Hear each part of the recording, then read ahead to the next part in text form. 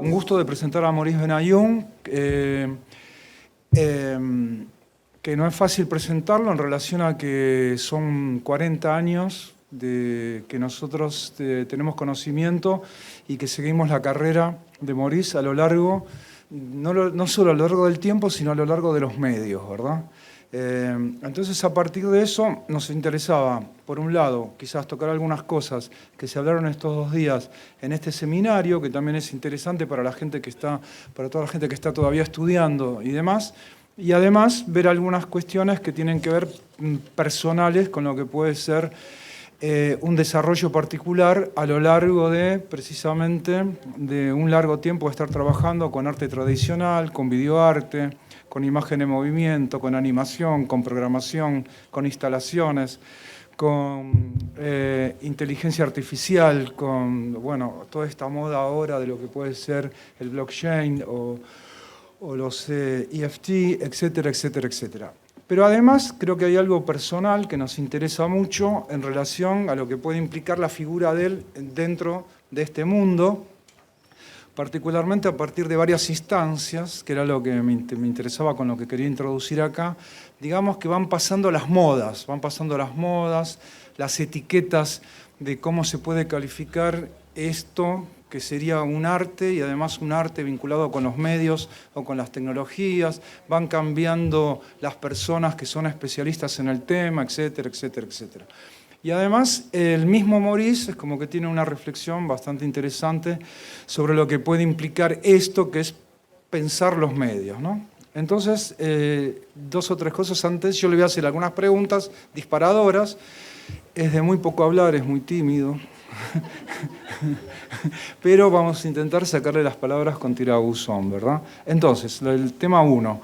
En su momento había toda una especie de fenómeno mundial en donde había diferentes organizaciones alrededor del mundo, Emoción Artificial en Brasil, auspiciado por el Banco Itaú, Arce Electrónica en Linz, que todavía continúa, AICIA, que todavía continúa pero que no es lo mismo, ZKM, Montbéliard, cantidad, ¿no? Podríamos hablar de grandes eventos. Y hay algo que es una característica, que sería el dispositivo o este género, que es que un artista está hablando sobre este mundo de los medios. Entonces, en general, toda esta saga, ¿no? Incluso la mayor parte han venido acá a Argentina, acá está Alejandrina, que invitó a muchos de ellos, la Universidad de Buenos Aires, Lev Manovich, Jeffrey Shaw, podríamos hacer una larga lista. En general la gente viene y habla de su obra, ¿no? Entonces hay un punto disruptivo en Benayoun que también está vinculado con su famosa tesis doctoral que hizo con una persona amiga como es Maurice, que es una de las críticas o de las pensadoras que nosotros seguimos, que hizo como nada, una tesis doctoral que se llama The Dump, ¿no? Aparte de los nombres que usa, ¿no? The Dump, como el lugar de los desperdicios, ¿no? O este último artículo que escribió esta no sé si es periodista o qué, China, Anne Mac, que se llama, ¿no? El relegado nombre de Maurice Benayoun, ¿no? The Neglected, ¿no? Es como que siempre tiene una actitud irónica en relación no solamente a presentarse como el gran artista que está marcando tendencia, sino además esta tesis fue muy importante y siempre la mencionamos porque precisamente fue una tesis doctoral no sobre obras terminadas y realizadas, sino sobre proyectos no acabados, ¿no? Algo también disruptivo, ¿verdad? Por eso esta idea de dump, ¿no? que hoy lo asociamos también con el tacho de basura que tenemos en el ordenador y donde ponemos las cosas que supuestamente no sirven más. Entonces, la referencia de Maurice nos parece importante. Justamente en el año 2002 ella produce un libro que seguimos mucho, que se llama De jouer l'image, ¿no? Que de hecho hay todo un análisis sobre una de las obras, que es The World Skin, de Maurice, y además en un contexto donde ya estamos en el nuevo milenio, en el nuevo siglo y demás, pero que hay un pasado anterior, ¿no? Por ejemplo, me estaba comentando Maurice que Robert Cahen, un amigo de la casa, hoy mandó saludos, ¿no? Entonces, bueno, Robert Cahen, ¿no? Videoarte, todo lo que puede haber implicado la imagen electrónica, todo este dispararse que produjo el video como tal, y así, ¿no? Todo este discurso de la novedad a lo largo del tiempo, en donde, bueno, en 30, 40 años podríamos hacer algo que es la primera pregunta que le hacemos a Maurice, ¿no? ¿Cómo podríamos responder hoy este título de Anne-Marie Duguet, de jouer l'image? ¿Qué significaría hoy de jouer l'image? O otro teórico que seguimos mucho, que es Arlindo Machado, ¿no? También que fue curador del evento Emoción Artificial, que él tiene este famoso libro publicado en Argentina, El paisaje mediático, ¿no? O podríamos mencionar a Lucia Santaella, otra brasileña, Cultura de los medios. ¿Cómo podríamos tomar en cuenta hoy este título del libro de Anne-Marie Duguet, que en ese momento analiza esta obra de Maurice, The World's King, ¿no? Que después se puede referir de varias maneras, porque además es una obra que a lo largo de las décadas, hoy alguien que la ve, que no conoce el año, podría decir, es una obra sobre la guerra en Ucrania, ¿verdad? Sobre la banalización de los conflictos bélicos en el mundo, la mediatización, etcétera, etcétera, etcétera. Bueno, le paso la palabra a Maurice. Thank you very much for this very kind introduction. That's maybe too kind. Let's start with this idea of déjouer l'image.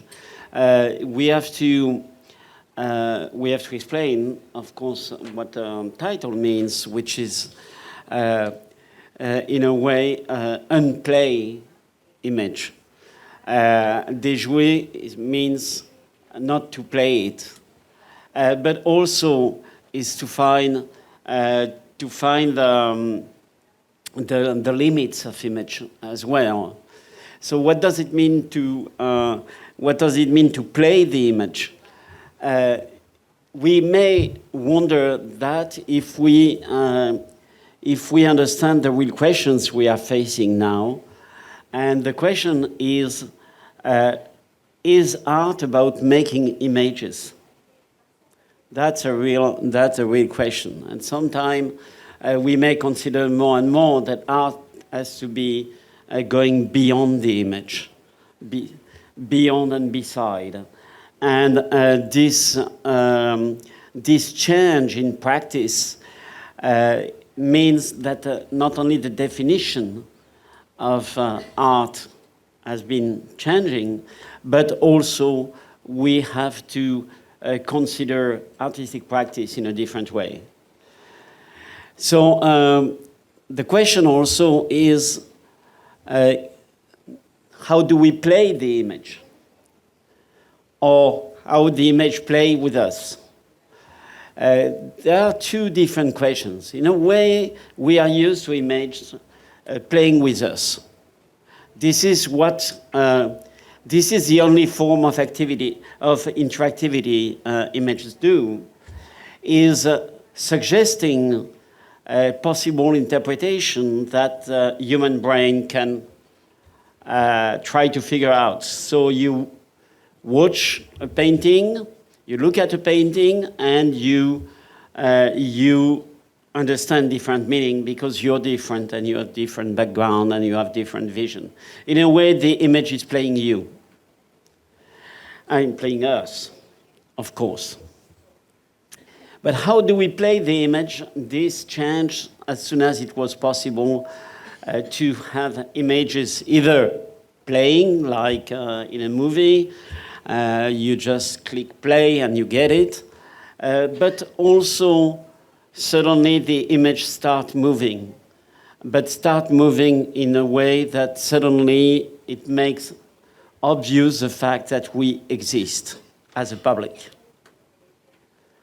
It's something that appeared, let's say, in the mostly 60s, 70s, the first cases with people like Nam June Paik or others who started working with interaction with image. That's something that is real interesting mutation.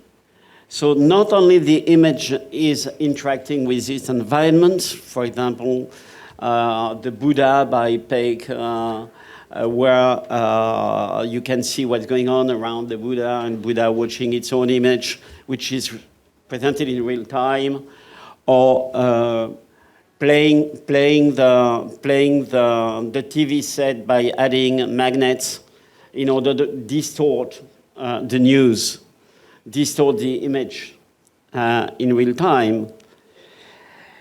And then the public appears in the image. We see the people inside the image. And we say, okay, so this is art. This is supposed to be the perfection in composition. And there are things happening that are not totally defined by the artist, which is not true.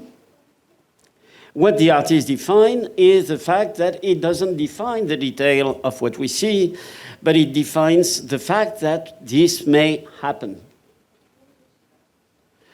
And the fact this may happen is the fact to introduce virtuality inside the representation. We accept things to happen. We accept events to to disturb a process that everybody is expecting to be totally defined. And so this may be a loss in power for the artist, that we may think suddenly, yeah, but the artist is not anymore controlling the work. Is not in control, is not certifying the result as being the completion of the work. The artist is just proposing something that allows the thing to happen, the artwork to emerge, and something to become supposedly meaningful. In a way, we may consider that this is pretty close to the discussion we have now. When I say now, I mean since 2021, 22, 23. We have this question coming back. Suddenly, we see tools that play by themselves, producing images, reacting to us in a way because we prompt them to produce images. We tell them what it should be, or what we would like it to be. And we get a specific result. But this result is, in a way, something we ordered. We accept the fact that the image goes maybe beside or beyond our expectations. And so that's why the debate we have now is really interesting, because it's not new. It's not new in art history. So sorry, I don't leave you the time to ask more questions. Just stop me. So you allow me to be less shy?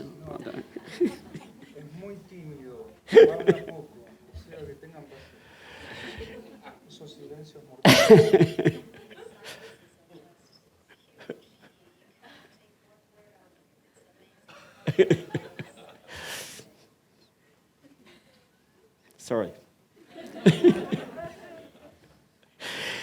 Yeah, you know, all the questions people are wondering about new technologies are the real questions. Of course, we may wonder what was the art practice at the prehistoric period, when people started making drawings in caves, or maybe engraving stones, or making sculptures. And of course, at this time, we may admit that people didn't care people didn't care about the legitimacy or the importance of the artist or the decision taken to make this process possible. But this was also the invention of the language. This is how we invented words. This is how we invented, let's say, short units that would allow people to communicate with each other. And maybe to transmit traditions, how to fight this animal, how to kill it, or how to pray for it, how to love it, to praise animals that we eat. And so that may be a starting point. But there is other points that are very often related to the evolution of certain technical or technological aspects. And we know, for example, that photography had a strong impact on the evolution of art in the 19th century. We can say that it was a real problem for the artists of the time. If you were an artist painting landscapes, making portraits, or still lives, you were out of job. I haven't seen any protest about that.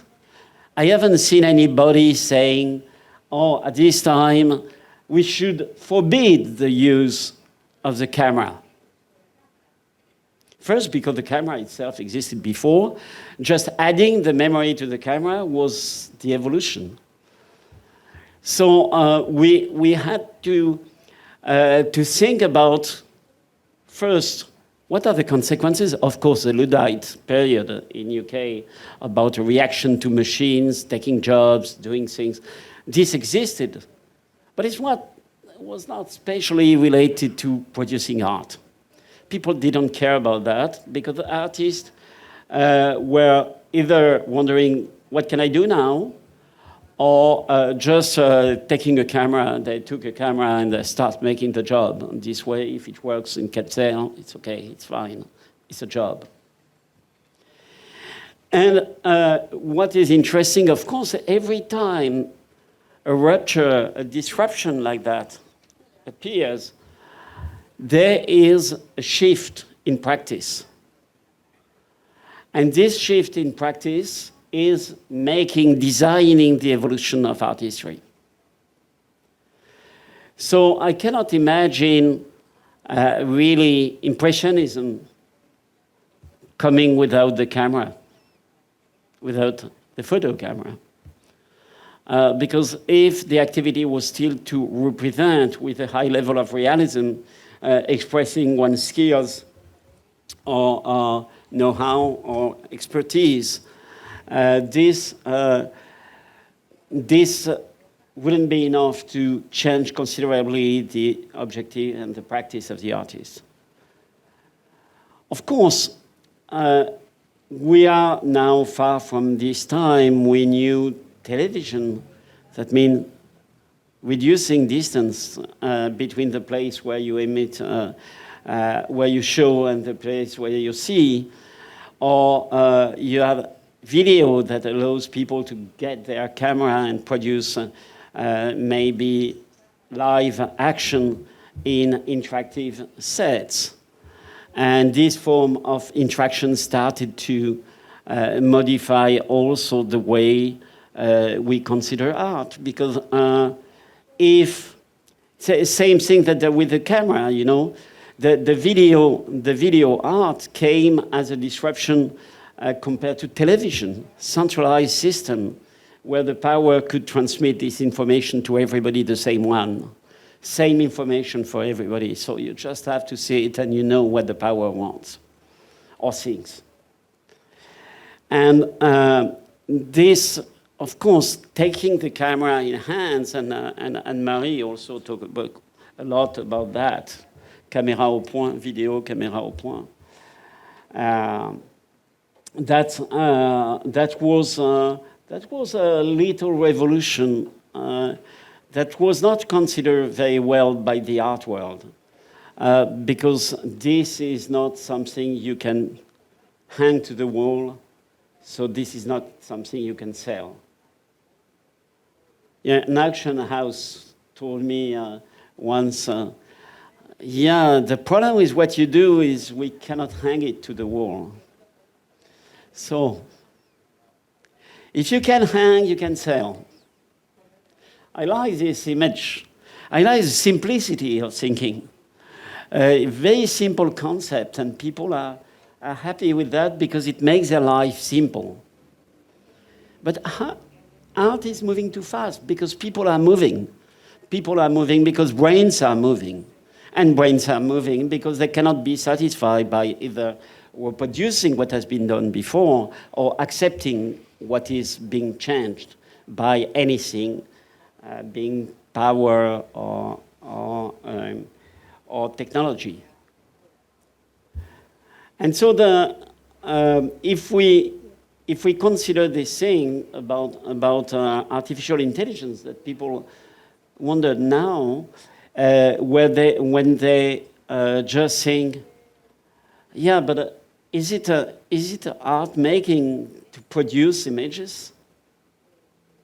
Actually not. It's not. It's not because it's not art making just to produce images. Art is about more than that.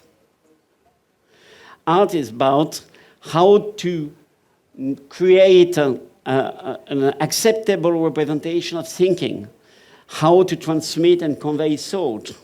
And this has been moving from the traditional painting framed in a museum to something that was more dynamic.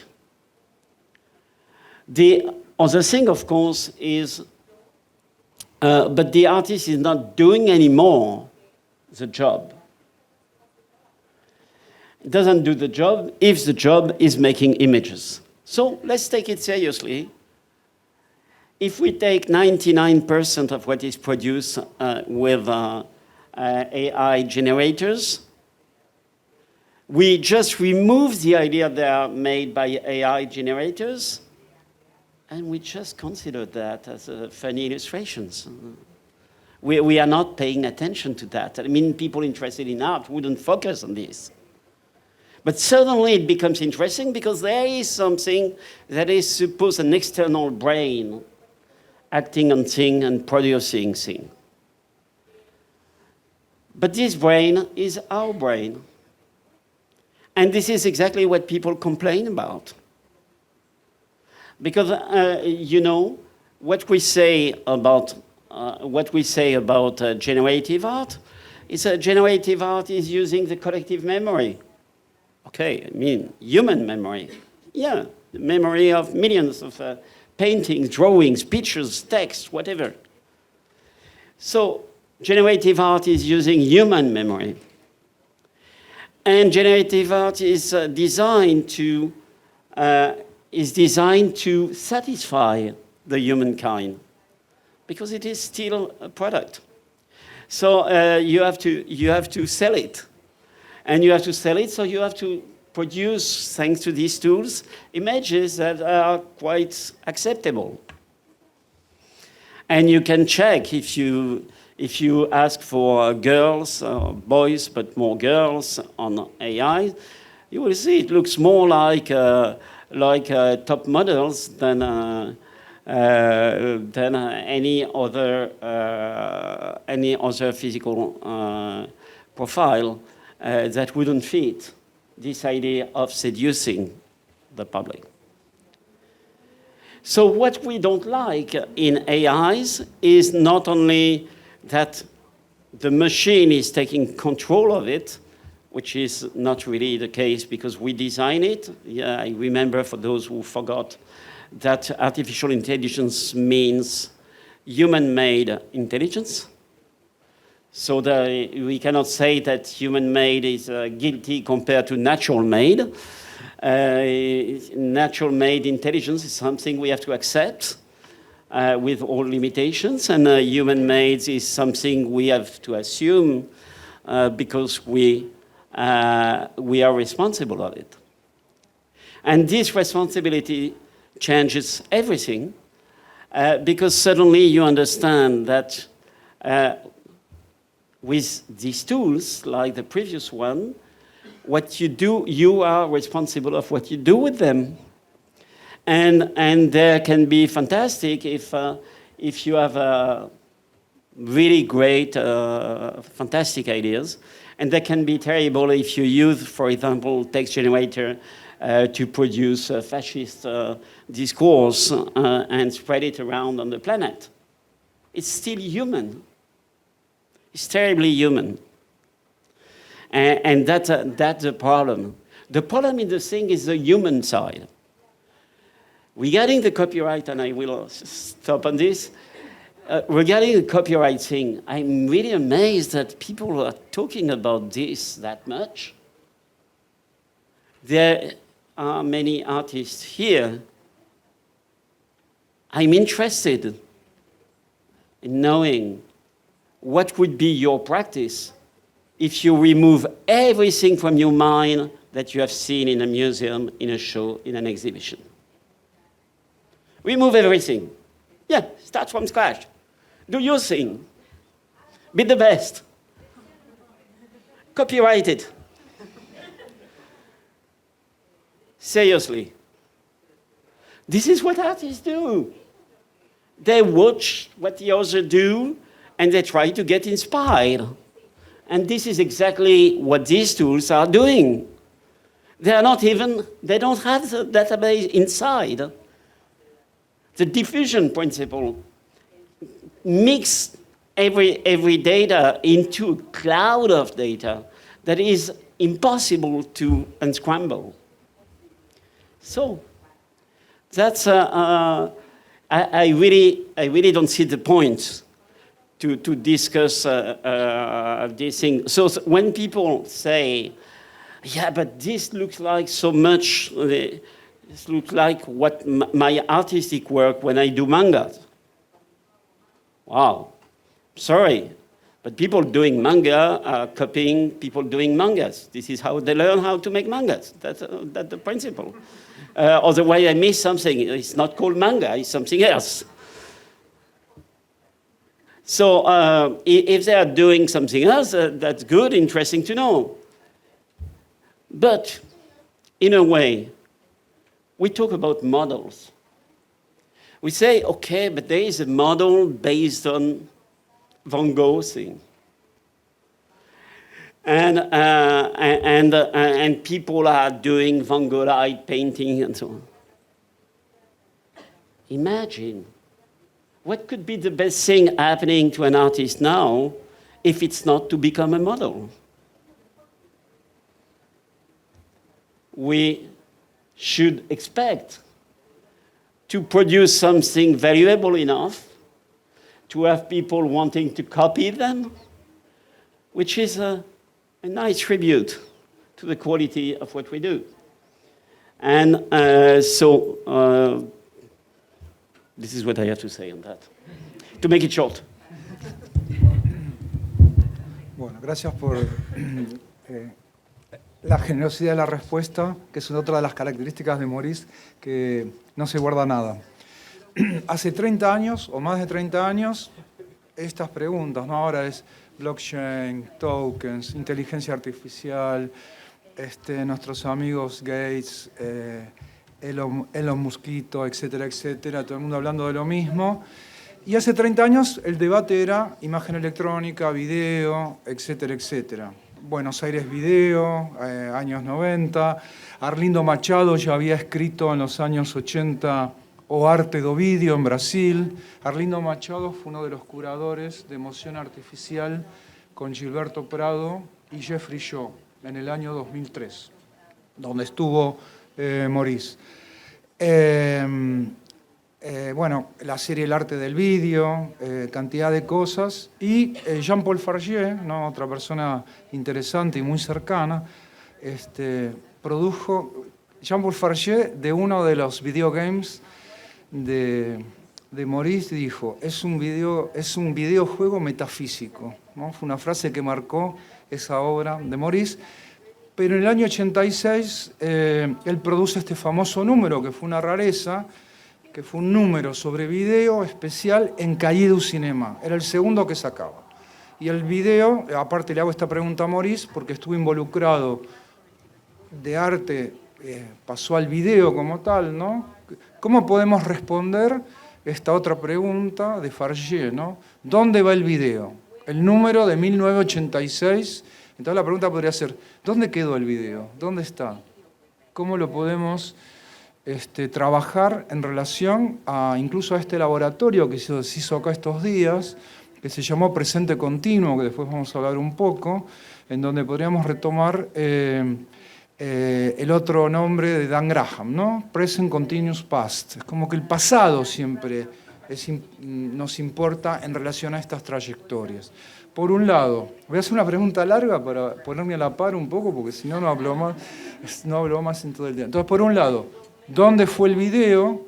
Y por otro lado, este famoso evento que se pretendió, ¿no? Una cosa tremendamente grande, ¿no? Que también participó Maurice, ¿no? Que fue Future Cinema, en donde ya la idea era el cine del futuro, el imaginario, el postvideo. De hecho, Maurice produjo un texto y unas obras increíbles que se llamaron, también siempre esos títulos que busca increíbles, So, ¿no? 2003, ZKM, Carl Ruge. Y por otro lado podríamos decir, ¿no? Que a muy pocos kilómetros estaba Montbéliard, el Centro Internacional de Creación Video, donde también estuvo Maurice Duguet, Fargier y mucha gente más latinoamericana, Sandra Koguchi, etcétera, etcétera. Como que eran los dos temas, ¿no? Por un lado, el cine vinculado con toda la historia y en sus vínculos con el digital, y por otro lado, el videoarte como el presente continuo, digamos, ¿no? ¿Qué pasó con todo eso? Y le pregunto a él porque estuvo involucrado en esos movimientos, ¿no? Yeah, it's true. I was in Montbéliard in the historical period and in ZKM for the future cinema thing. Of course, something specific in the practice during the last decades is that artists didn't have only to make artwork out of what they knew, but they had also to define and maybe to invent. Oh, do you have a microphone? You have a problem with the microphone? Is it better? Thank you. So people had also to invent their medium. They have to invent the way the content, the image, the experience would change. And this is something that we can easily understand. So there is a big difference between Is God Flat, which is a VR installation that I wouldn't call video even if we have a video projection. But for me, it was a kind of manifesto on what could happen with VR. We are talking about 94. So then this was a way to say that there is something happening, that we have to reconsider the history of art. It was honestly, it was not that pretentious. It was more the idea that we have to fight to understand. That's not totally clear.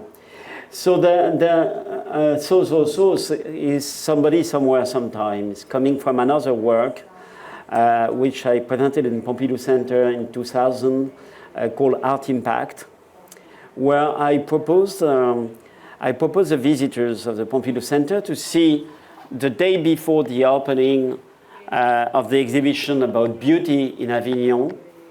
I proposed them to see the show in the Pompidou Center.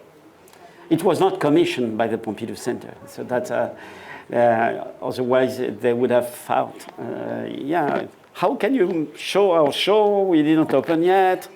Institutions.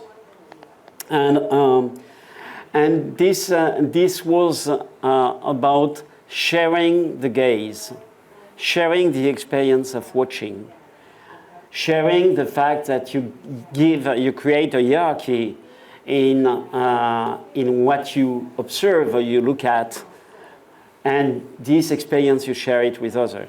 This is something we cannot share. Usually we cannot tell people, we cannot explain, oh, I'm looking at that, or at that. That's just boring if you do that. And so people had photo panoramas of the show in Avignon, and they had binoculars that are kind of VR binoculars, but I use that only for 360 photos. And when people were watching that, they focus on different points, and this was painted in the wall as if it would be painted with an airbrush. Why it's about sharing memory, what I call collective retinal memory, it's the fact that people online could also see the same panoramas and interact with the same surface. So people were sharing this vision of the similar works, but different works as well, considering that some elements are more important than others. But of course, what I wanted to address also is the idea of retinal seduction and how we deal with the retinal seduction in the art world. So I mix the panoramas of the show with panoramas of places like a supermarket and also very trivial places like that. And what was interesting is that the supermarket seemed to be more attractive than artwork in this work. So that's art impact. And So is a narrative version where you understand the story but just by navigating like that, by focusing on different elements. And there are things happening that create new forms of narrative. That was the idea. But behind that, I would say that the challenge for me was always to try to figure out what is the limit of what we can do. What can we do now we couldn't do before? And how what we do may become at least as meaningful as prior practices. And this is a challenge. So regarding video and the future of video, the problem is, for me, the term is totally related to a certain period of technology. And now we are more and more in some things that is affected by first the people around, like in installation you mentioned, Dan Graham and many other artists have been working with live interaction, and this has been very powerful. But the thing now is that image that we see that is projected, if there is an image, because the thing, okay, I will say after. This image that we are projecting may be affected by more than just the fact that we are present in front of the camera. So that's the I exist thing, that the selfie effect. Oh, I'm here, I make a photo of myself in front of the screen because there are mirrors and you can see playing with the time for Dan Graham. The present continuous past is playing with it. I cite them, so I cannot copyright. So. And the thing is that our impact on the image may be different. Maybe probably less controllable, less intentional from our side. And so you can be facing an image that is actually affected by your emotions. You can be facing an image that is affected by how you look at it. can be facing an image that is affected by what happened yesterday or what will happen tomorrow. So time, space, the relation between the public and the work has been totally mixed in a way that for the artist to conceive an artwork, you have to take into account all these aspects, and this is this is a real challenge. And I just wanted to add a little example of that I really like, because we have often the same reference, but we don't see the same thing. So when we are talking about the image, the video image, we may think about how this image is affected. We may think about can we interact with. But I'm thinking about Blade Runner. You know, in Blade Runner, there is a scene where he's observing a photo and zooming inside and finds something. I don't know why, but nobody talks about what happens in this image. They say, oh yeah, he sees things very detailed, he can zoom in, zoom in, zoom in. No, he turns right. The thing is not zooming. He's turning inside the space and he finds something in the bathtub that, of course, you couldn't see in straight line from the screen. And this is this scale of snake, and I still don't know if snakes have scales. That's something I ignore. If you have an answer, please.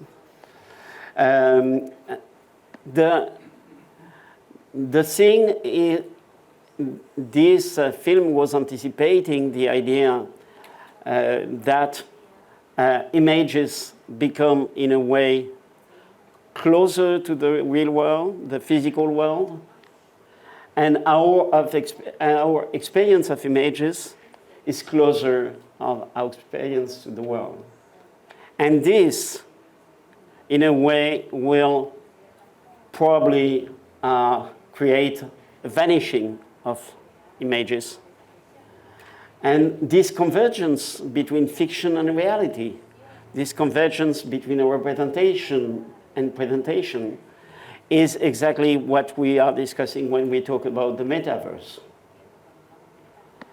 Because people imagine more and more that we should have the possibility to explore the world or to exist in parallel, with a parallel life, with a digital twin in a virtual world. And this virtual world is very often created the like of the physical world we know. And you have seen, probably you observed, that during the pandemic, when people were talking about the virtual gallery or virtual museum because people couldn't come to the show, what they made? That's really funny. They put walls. Walls, what for? There is no lions, no animals, danger. They put ceiling. What for? It doesn't rain here if you don't want. And ground and gravity. And many things, suddenly you just wonder, where did you put your brain in this story? Are you just making a bad copy of the physical world? We would expect this to be more than a bad copy of the physical world. We would like it to be a good representation, good experience that goes beyond that. So it's very difficult to decide if something, a technology, will be positive or negative for the artist. It depends on what we do with it. And there is still a lot of space to create totally freely things with a certain level of complexity that justify that we keep on using our brain. Bueno, aprovechemos esta mención de la pandemia, de todo lo que fue las telepantallas.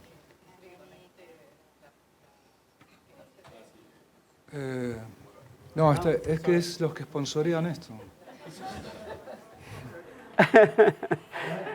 Sorry, it was just a background. I wanted to follow. I just discovered that you mentioned the dump, which is a very important thing for me, and I have no page on the dump here.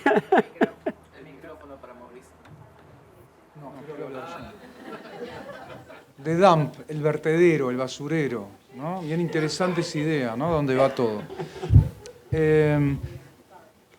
Estamos hablando de casi 30 años antes de la pandemia, de toda esta locura de la virtualidad. Se comenta que Maurice está vinculado con Eric Yuan, con Jack Ma, pero eso no lo sabemos, que son estos grandes empresarios chinos. Pero en el año 93 produce una obra increíble, ¿no? Porque es el arte después del museo.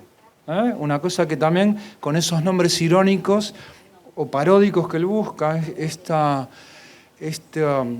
acción artística que hizo Muse All, en el 93 ya estaba hablando de esto que podría ser el museo virtual en relación a armar algo que ahora está de moda, ¿no? Es un lugar común e interesante hablar de Abbey Warburg, del Museo Imaginario de Malraux, etcétera, etcétera.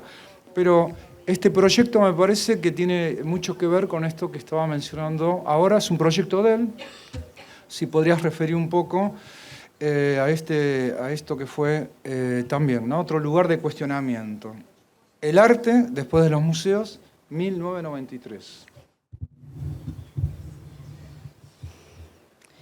Yeah, that in a way it was what I was talking about before.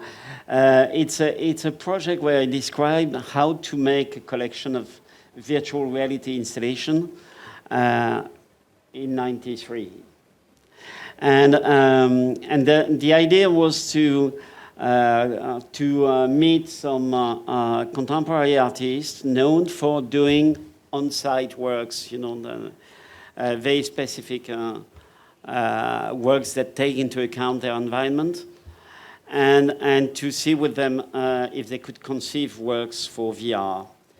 And it's a 3-page thing, so you can have a look,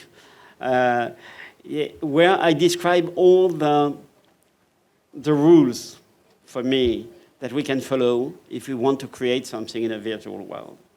And honestly, I don't have so much to change now, because this didn't change. It's not 3 pages, it's this. You see, very, very short. What is interesting, so I started, I met Bernard Venet, I met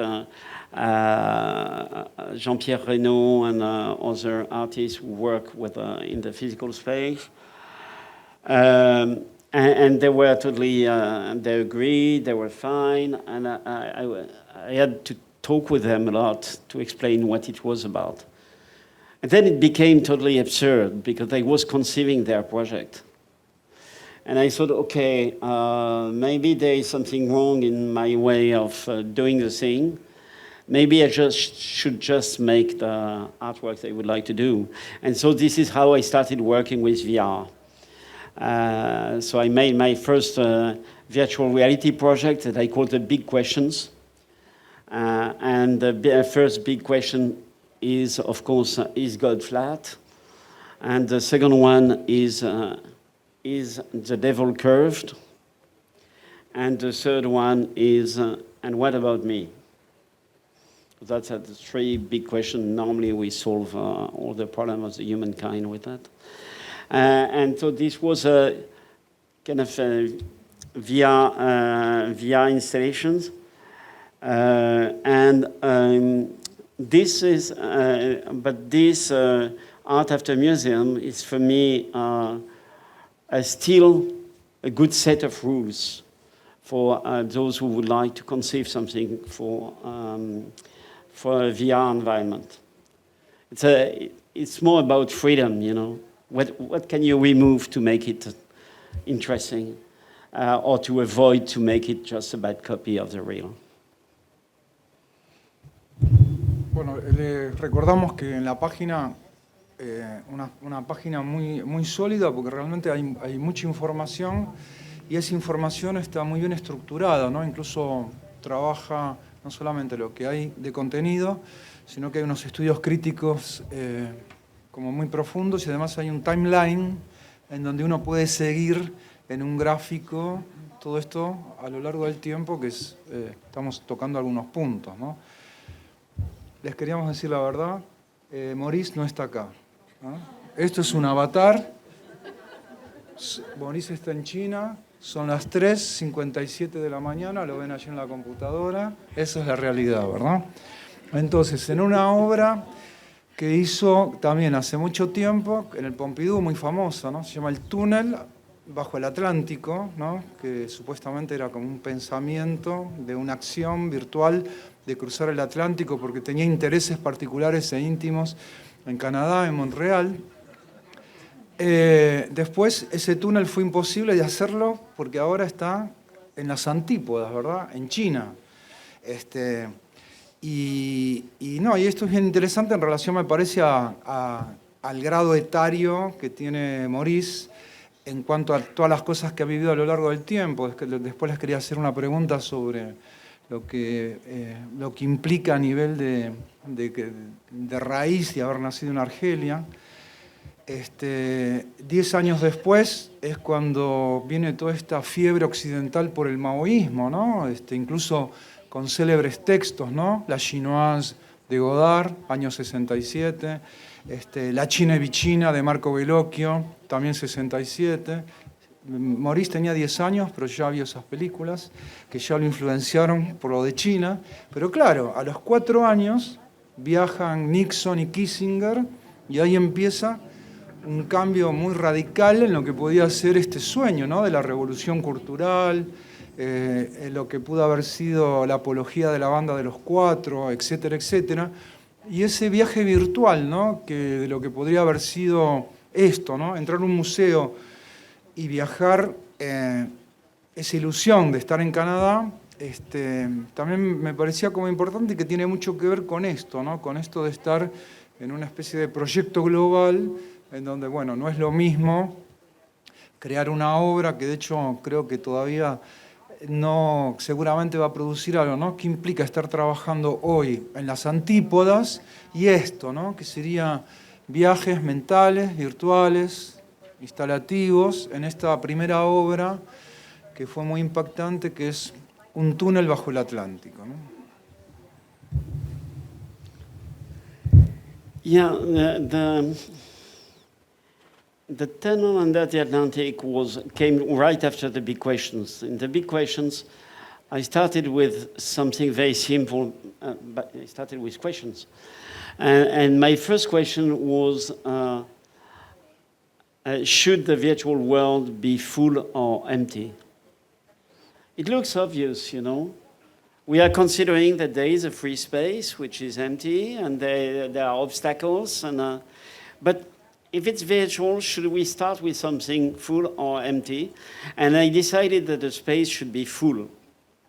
Because if it's empty, whatever happens in it, I see it immediately, and in terms of narration, it's terrible. So I thought, okay, if it's full, we have to dig in order to find things, to see what's going on. This is why Jean-Paul Fargé talked about a video game. It's like to find things. And so the tunnel was a 5 days experiment, where people used to come 1 or 2 hours a day, every day. So that's the only show I know where people come the day after and the day after. They wanted to be there. And I gave the possibility to the people in the Pompidou Center and the Museum of Contemporary Art in Montreal to meet through the tunnel. So the tunnel is about obstacles. So what is the obstacle people have to dig into in order to meet? Of course, it's not the underground of the ocean. This is a culture. And I wanted the common culture between Paris and Quebec to be the obstacle. The illusion of a community, the illusion of something we share and we not understand each other, which is not true. Quebec is in North America, and Paris is in Europe. It's very different.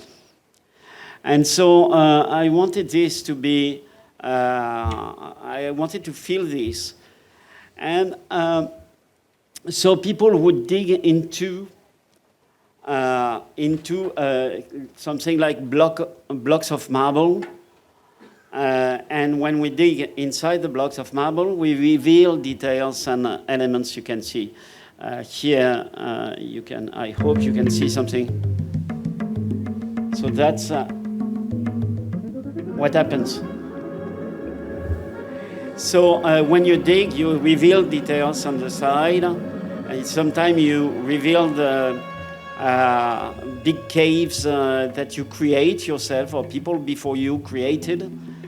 And you talk with the other on the other side. It's too small, but I don't know. I cannot make it bigger, this one. It's old version. And when you talk to the other, you don't meet them yet. You meet them after 5 days, what people didn't know. But you have your video. Yeah, I know, it's me. You have your video floating in the space. And this is the first meeting after 5 days of digging. Voilà. Alors Mathieu, on te voit à Montréal. Matthew, we can see you in Montreal. Oui, oui. I can see you. You're dressed in red with a white collar. So there are different things happening here. First, we are the beginning of the web. That means there is no web. There is no web because people don't have computer at home, because there is no very limited content.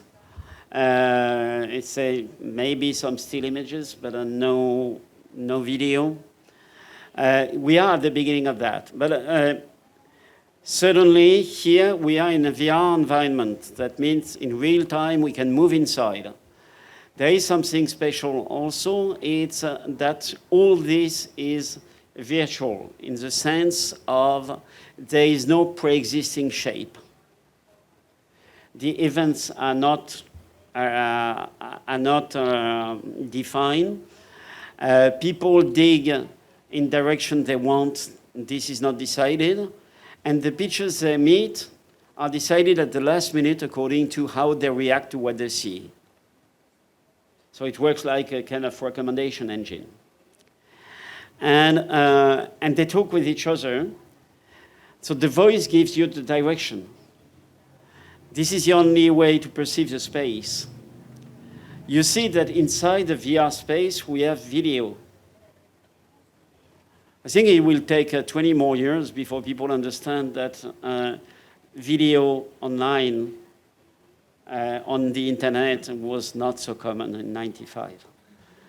But in VR, it was not common at all.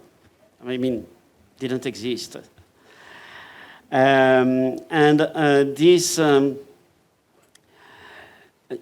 Everything was totally generated in real time, so it happens according to what people do.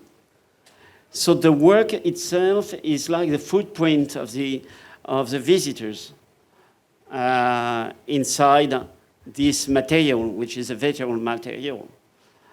And as you can see, there are different things you don't see for the music, but it was depending on what's going on. But we had, of course, a virtual librarian deciding of the pictures according to what you do. So this is why the world is totally empty at the beginning, but there is a world around you when you dig. So the next one can be decided by the system. But among the different agents that were playing a role here was also a film director. The film director controlled 4 cameras, and the cameras were switching from one camera to another according to how people speak. And this created a real-time editing, video editing of the content inside. So I have 21 hours of digging. inside a tunnel. And so that's very convenient, I have to say. I didn't need a crew to make it. And there we can list all the different agents doing something in a way that is what I mean when I say we are using virtuality as a medium. When I say virtuality, so for those who were there yesterday, you can close your ears. I mean clearly not virtual reality. I'm talking about the property of the real that make possible the fact things to happen. So the potentiality in reality is the virtuality. But so far we didn't use really virtuality as a medium. We didn't use the fact that something could happen, and this is part of the intention of the artist to be created. So that's what the tunnel did. So after I made a tunnel, Paris-New Delhi tunnel, and I did the tunnel around the world, connecting San Jose in California, Montreal again, Hong Kong, and so on. Es una nueva versión de Wrap Around the World, ¿no? La obra de Pike. Nosotros tenemos dos conocidos, uno es Maurice. Les recuerdo, hoy es viernes, ahora, y son las 3 de la mañana, no, ya a las 4 de la mañana en Hong Kong. Entonces está Maurice en Hong Kong, está Roy Ascott en Shanghai, con una especie de prolongación de lo que es el Planetarium College en Bristol, en Inglaterra. Entonces, bueno, esto, ¿no? Que de repente podemos charlar algo que puede implicar estar enseñando hoy arte y medios en China, pero por otro lado, nada, a mí lo que me interesaba hacer hincapié, por un lado, en la formación de él, ¿no? Es una formación muy híbrida en relación a estudiar arte, pasar a trabajar con tecnología, con video, con programas, armar una empresa, hacer un doctorado. Es como que sí, hay una base de estudios, pero por otro lado hay una búsqueda personal que implica estar mutando, ¿no? Que sería un poco también lo que pasó en este seminario presente continuo, ¿no? En el sentido que había arquitectos, diseñadores, artistas, gente que trabaja con arte sonoro, gente que son científicos, etcétera, etcétera. Ahora hay todo un grupo de diseño gráfico de la Facultad de Arquitectura, ¿no? ¿Cómo podemos concebir hoy escenas de instrucción, por no hablar de formación, de lo que sería estar trabajando con arte y con medios? I think this is what everybody has to get ready to do. I mean, the fact to update, your information and to understand well what's going on and how you should move. Yeah, very often about this question, I think when I was teaching video at Paris 1, Panthéon-Sorbonne, I had to explain my students that they need to use this big thing with plenty of knobs and so on. I say, I don't care if you don't know how this works. I want you to understand how this works. Because the tool you will have to use will be different. And this is exactly what happened, because you don't need that, you have that on your computer. So you have something, you don't even touch the screen. And so this evolution, as soon as people understood what chroma keying is or what warping is and so on, if they know the concept, they know how to adapt themselves. And so the most difficult thing to teach is to adapt themselves. Regarding this point, is interesting, the debate about AI again. In Hong Kong, some universities decided that they will forbid the use of AIs for the assignments, the student assignment. And I totally disagree. I don't understand the idea to tell the student there are important things that you're not gonna learn, not use, not even imagine what you could do with. And then after, you get out of the university and you're lost. Honestly, what does it mean? People can make their choice. If they want to use, not to use, they're free. Why to decide for them? So instead of that, I used to ask them to make the proposal. If they use an AI tool, they have to say which one, what is a prompt, to describe the process. Even for a text, I say, okay, I want to see how the prompt evolves. And of course, they have to check the fact. And you understand that at the educational point of view, it's very positive because you are not, as a student, in situation of producing the basic text. You are the one proofreading the text. And so you look for the information, you get the names, you check the date, you verify the content, the idea, the concept. Job done. That's how it works. So if people don't adapt themselves to the possibility of, some people yesterday talked about neuroplasticity. Yeah, we have that. We still have that, please. Our brain can adapt itself. Let's use it. And if you don't use your brain, it becomes lazy. That's another point. En estos eventos que hubo en Brasil en los años 2003, 2004, 2005, se presentó un artista paulista que se llamaba Ignacio Cícero da Silva, que presentó un proyecto que se llamaba Platón en línea, Platón online, hace también más de 20 años, ¿no? Y que había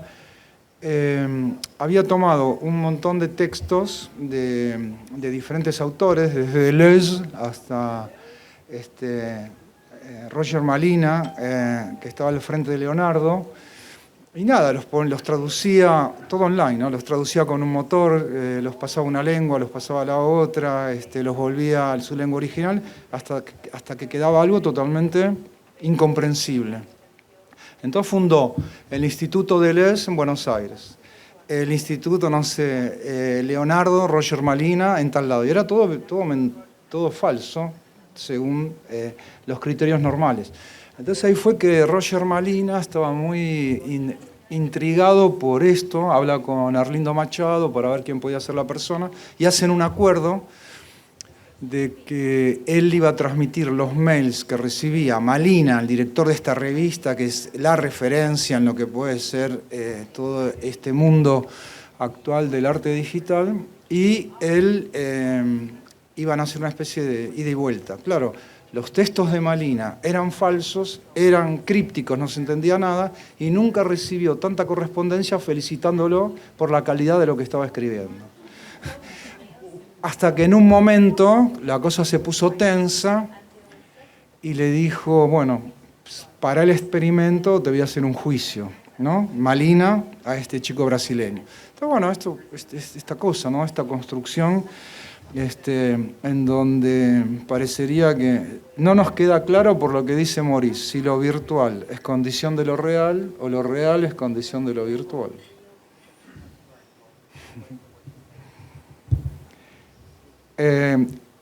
Otra de las obras que me impactó mucho en ZKM, además de era una obra, ¿no? Había una parafernalia tecnológica increíble, este delirio de Jeffrey Shaw del cine del futuro, una cosa así tremenda. Y además de había otra obra conceptualmente muy brillante que era una obra de Jim Campbell, que se llamaba Promedio de Iluminación número 5, que era una diapositiva.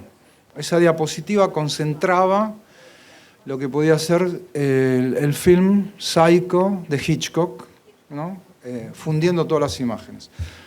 Pasó el tiempo, Alejandrina lo invita a Jim Campbell hace unos años a Buenos Aires con una obra muy fina, una exposición en el Espacio Telefónica, Y recientemente Maurice invita o trabaja con Jim Campbell, que produce una obra en esto, ¿no? Que el año pasado se habló mucho con el invitado del año pasado, que sería todo lo que es arte público.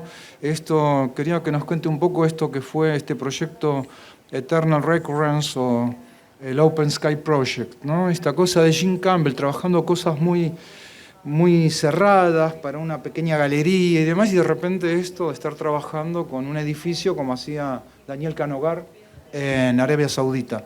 ¿Nos puedes contar un poco esta experiencia y esta línea de trabajo de lo que fue Open Sky Project? Yeah. So that's interesting because everything you mentioned, there are many. I think it's not even on my website. They are saying they should be there, and it's not there. In 2014, I invited Jim Campbell to make different works, urban installation, 2 urban media installation, plus a show in a gallery, in the School of Creative Media Gallery where I teach. And I want to show you what he did on the. So what you see here is the ICC Tower in Hong Kong. It used to be the highest building in Asia. It's 480 meters, but it has been after the biggest screen, the biggest existing screen, because it was 70,000 square meter of screen, but very low resolution. And so when I saw this building, I thought, okay, that's something for artists. Anyway, they didn't have any advertising on it. The reason I have to tell you, the reason why they don't have advertising on the biggest thing you can see on the city is because you pay the taxes according to the surface. And so I cannot imagine the price of the advertising on it. But it's very visible. We consider there are about 1 or 2 million people watching it at the same time. But I have to show you. I have to show you the thing. Yeah, I thought everything was on my website. I discovered not. So that's weird. That's really weird. But it's here, so we are lucky. I cannot imagine that immediately I get it.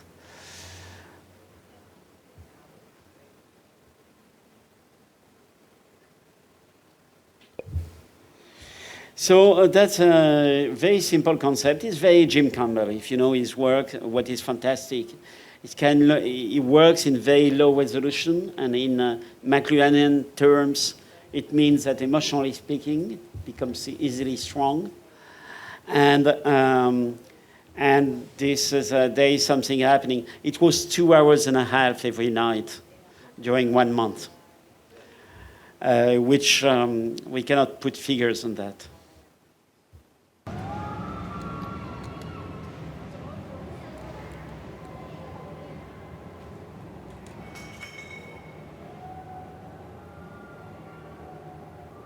Simple, isn't it?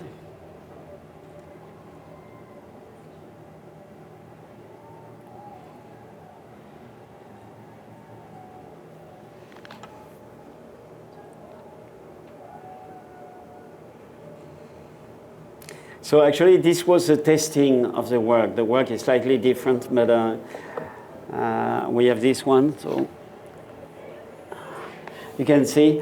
And there is a TV channels for the news. They have this view in background, so that was in all the every day on the TV channel. So during 3 years and a half, I created a program called the Open Sky Gallery and Open Sky Campus, where I invited artists and invited also my MFA students to make works for that. So just imagine they had something like 1 month of visibility on the screen for the students. I think it was a kind of very good. Some use that in their CV, So I did that also, yes. Building. Yeah, we need this kind of opportunities when it's possible. But yeah, this is a beginning of what I call a critical fusion. Critical fusion is a fact to create the mix of fiction and reality, the fusion of fiction and reality, in a way that makes reality understandable a little bit more. And here, what you see is the opposite of Hong Kong. I mean, it doesn't look like competition. They are not competing. You know, they are going from the sky to the water, from the water to the sky. It doesn't mean that in Hong Kong there are not people feeling that way. There are plenty. But the main thing is mostly how do we get a better ranking in the university? So that's a thing, the challenge, permanent challenge they have. And so I really like these people we enjoy it. Let it go.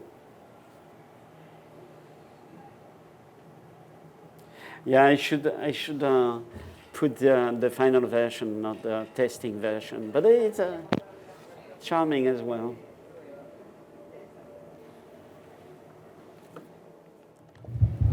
Y la última pregunta, antes de hacer una mención al laboratorio de esta semana y al workshop, es tema comercio, venta, galería, la obra de arte como mercancía. De hecho, Jim Campbell creo que tiene la misma galería ahora en San Francisco, que de hecho esa diapositiva que mencionaba sobre Psycho, promedio de iluminación número 5, se vendía como una obra material, ¿no? Este mundo de la venta del arte en relación a lo que puede implicar todo este trabajo, más allá de lo que puede implicar exhibiciones o muestras o pedidos de museos y demás. ¿Cómo es este tema de las galerías? I may show a short video about the exhibition I have running in Hong Kong. So it's just a tour I made in the gallery where I explained to the people that I don't like I have my voice on it. I hate that, but I'm not going to repeat myself. And it's a show. This show was in November. I'm in a wonderful place called Asia Society Hong Kong. It's the center of the city. And it's now for 3 months in the Osage Gallery. Which is a fantastic gallery. I'm not talking about business. All human decisions are determined by our values.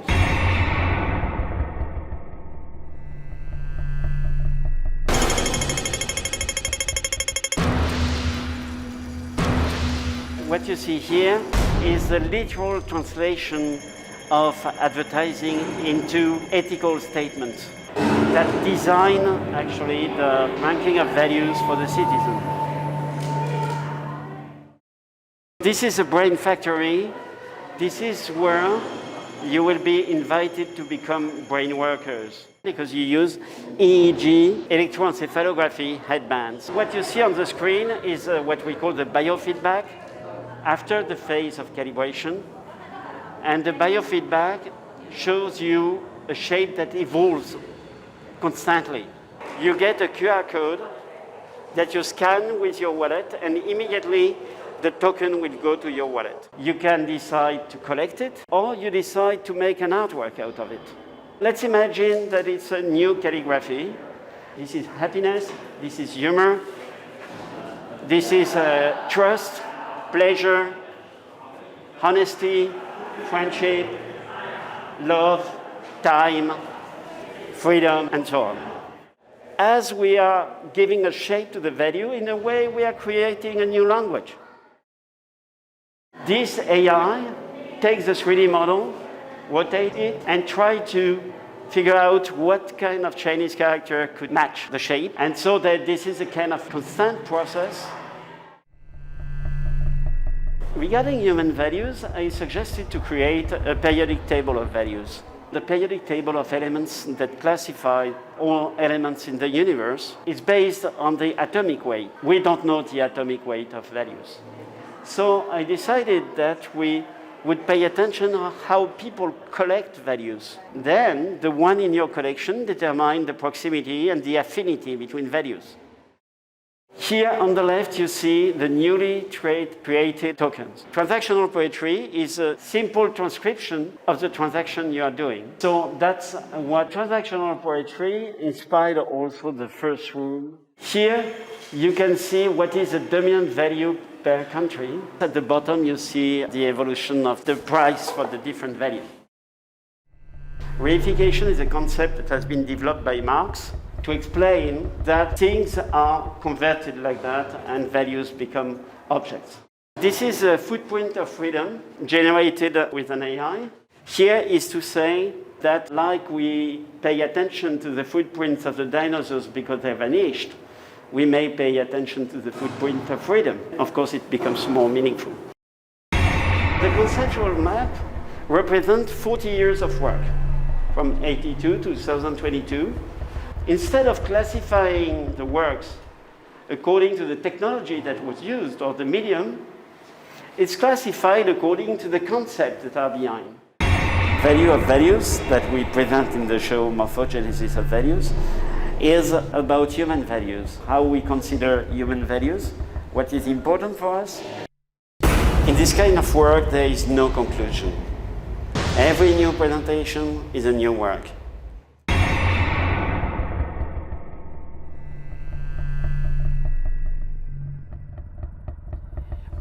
So all the text, I didn't record any voice after. It was really on the spot when I was making tours, and they asked me to do so many tours, so it became this. So this is why sometimes the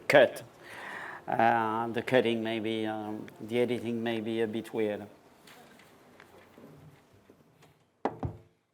Entonces, esta semana hubo unos días muy intensos de trabajo, en donde había directores de cine, diseñadores, autodidactas, gente con formación científica, programadores, bueno, muy diverso y además gente de toda la Argentina, ¿no? Eran más o menos 35. Mariel Schliffman fue la coordinadora este año, como Gabriel Bosque el año pasado. ¿Cuál es esto no sé si lo preguntamos el año pasado a Daniel Canogar, ¿no? ¿Cuál es este survey que se puede hacer de la variedad de gente en relación a una idea que te podés llevar de lo que está pasando hoy en Argentina en base a la gente que asistió al seminario Presente Continuo?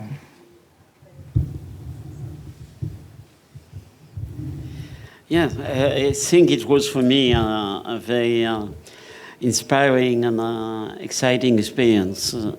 I was very glad to have such a strong group of participants impressed by the quality of their own work first, and the quality also of the commitment, the engagement in developing a new project and new approaches. What was interesting also is the diversity of profiles and of experiences, and also of fields of practice. So that's very rare to have such a panel of people contributing in this kind of context. So I was really impressed by that, and I think the final project that has been discussed may be promising. So I will look forward what it becomes for those who would like to go forward on this. And it was also interesting to see that it was possible to have groups of people working, coming from different fields, and working together to make common project or discuss common concepts. And so this is not that common, because usually it happens that artists just consider that they know everything, and this is what they are supposed to express, and so they don't want to discuss their copyrightable ideas with others and so on. So I was really really happy with the quality of dialogue and the result of it. Bueno, preguntas. Hi Maurice, thank you for taking my question. I'm a student here at the National University of Arts, right here in Buenos Aires, and I'm doing my thesis project on AI-generated art. But I wanted to ask you, what is your advice for new artists, for young artists that are just starting their careers and want to grasp these new technologies and creating this new wild medium? So it depends. If your question is about my advice concerning how you can work in terms of method, or what kind of tool you can use, or how you want to be accepted by the market, or how you can create something that is outstanding.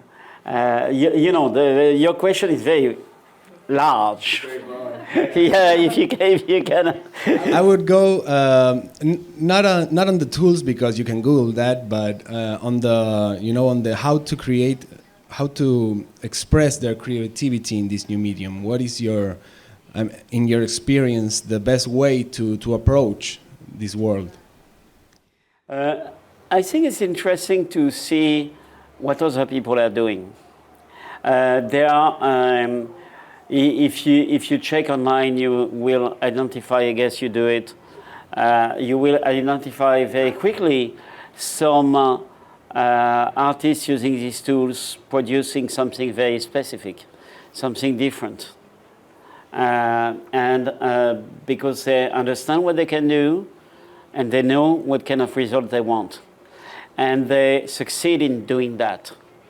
So I think it's very, very inspiring to see how people can. I don't have a selection here, but it's not so difficult to find if you go to pages on social networks where people discuss AI things. So the generic things are not interesting for sure, but there are some people very good who produce.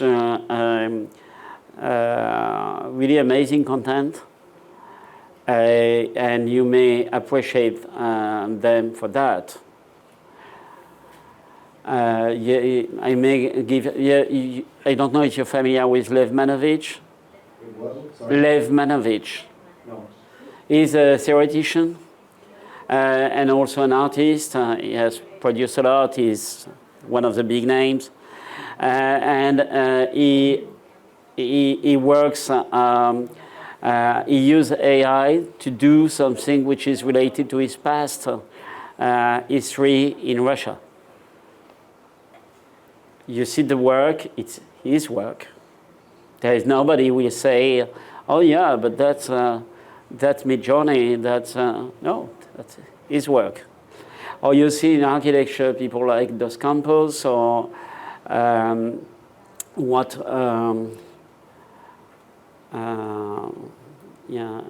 Italian name. I have to find back. Okay, I don't want to give names because if there is something recorded, we'll have problem.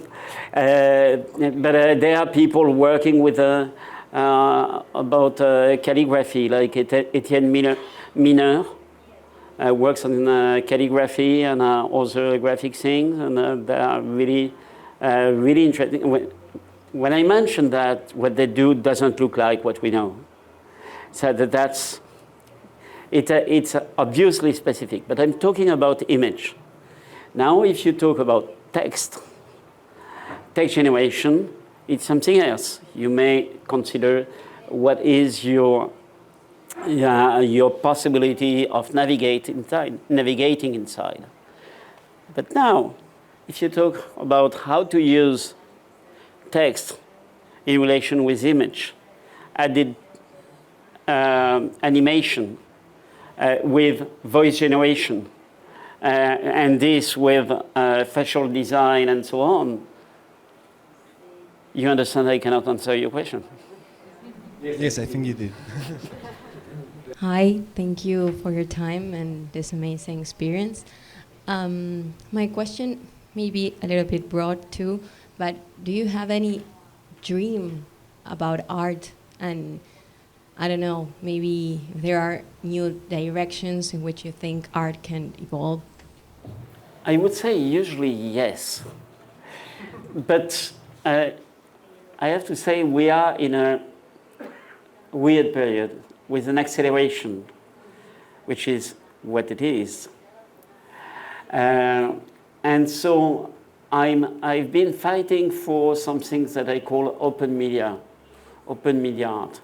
That means the combination of things and not focusing on a specific technology. So I may just show you one example. Just something, I've shown that yesterday. You know the thing you in a discussion at a dinner time, and the discussion was about making an artwork, and somebody mentioned the reference of Stone Age. For me, it's like a prompt. And so I said, oh yeah, we may do that. And the day after, I use Midjourney to produce an image to represent the thing. So I just show you what it is. So the good thing is sometimes we can use complex tools to make simple things. And so this thing took me 10 minutes. So my proposal was to make Stonehenge in ice. So I thought, okay, you have something that lasts for 1,000 years, and suddenly it's made of ice, and so it will melt. But I never stopped to the first idea. And so I thought, okay, what do I mean? Why would I do that? And then I thought maybe I should put seeds inside. So when it melts, the seeds go to the ground, and then trees and plants will grow there. That's layer 2. Then you have to think about layer 3. And I thought, yeah, plants is good. We need life. I mean, more. And so I thought I would use jelly to make bubbles. And in the bubble, I would put butterflies in the ice. And so when the ice melts, the temperature goes up, and after 15 degrees, the butterfly fly.